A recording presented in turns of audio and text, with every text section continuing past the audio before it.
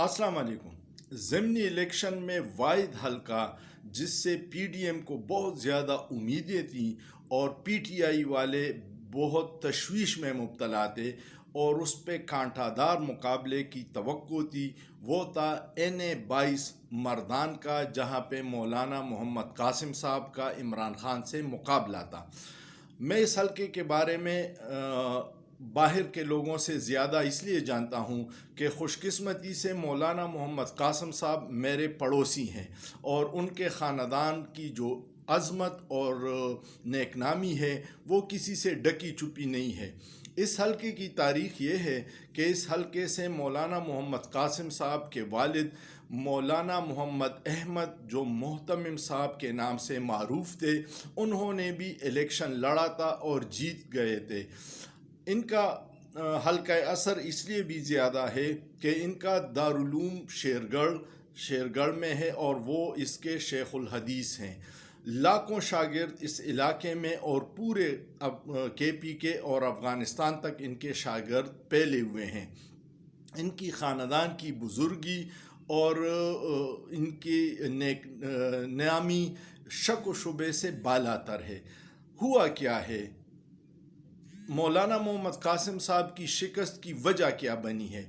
जो मैं समझता हूँ कि उनके वर्करों ने बेहतरीन काम किया।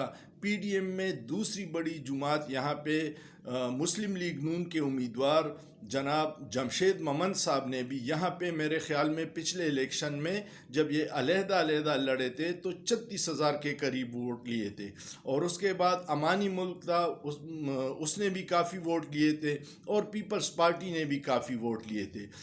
अली मोहम्मद ख़ान के ख़िलाफ़ इनके मजमूई वोट तकरीबन 1,33,000 बनते हैं और अली मोहम्मद ख़ान साहब ने सिर्फ 2,000 से मौलाना मोहम्मद कासिम साहब को इस हल्के से शिकस्त दी थी।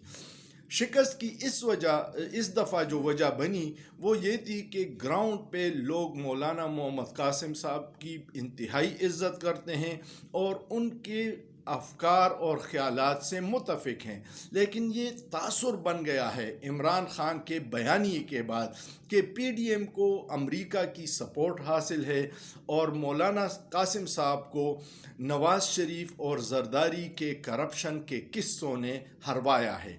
इसको कोई माने या न माने, मैं घर का बंदा हूँ, मुझे गली महल्ले में लोगों से पूछने का मौका मिला था और सब लोगों की ये मुतफ़िका राय थी कि अगर हम वोट देते हैं मौलाना मोहम्मद कासिम साहब को, जिन्होंने बहुत लोगों ने दिया भी है, तो हमारा वोट जाएगा जरदारी और नवाज़ शरीफ के फ़ायदे के लिए। तो मौलाना साहब की बुज़ुर्गी और नेकी तो बहुत है, लेकिन जब भी मौलाना साहब कामयाब हुए हैं, मौलाना फजलुर रहमान साहब ने उन लोगों के साथ इत्तेहाद करके तो इस सीट को ज़ाया किया है। दूसरी बात ये थी कि इमरान खान का बयानिया जादू छड़ के सर बोल रहा था और उस बयानिए की वजह से ये जो तासुर था ये और मजबूत हो गया कि जरदारी और नवाज़ शरीफ को अमेरिका की हिमायत हासिल है और इमरान खान अमेरिका की ग़ुलामी से निकलना चाहता है। महंगाई भी वजह होगी, बिजली के बिल भी होंगे, लेकिन जो बेसिक पॉइंट था इस शिकस्त का वो यही था कि मौलाना मोहम्मद कासिम साहब की कामयाबी नवाज़ शरीफ और जरदारी को फ़ायदा देगी। और अब सोशल मीडिया का दौर है, डिजिटल मीडिया का दौर है। ये इस तरह की वीडियोस बड़ी सर्कुलर कर रही थी कि जरदारी की क्या करतूत हैं और नवाज़ शरीफ का कितना बड़ा करप्शन का बैग है।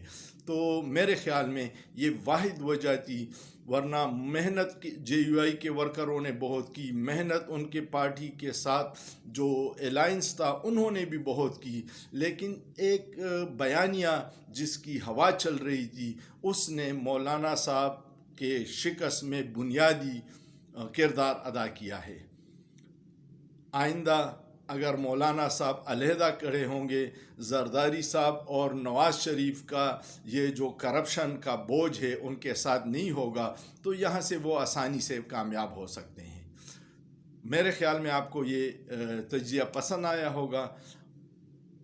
वीडियो पूरी देखने के लिए बहुत शुक्रिया।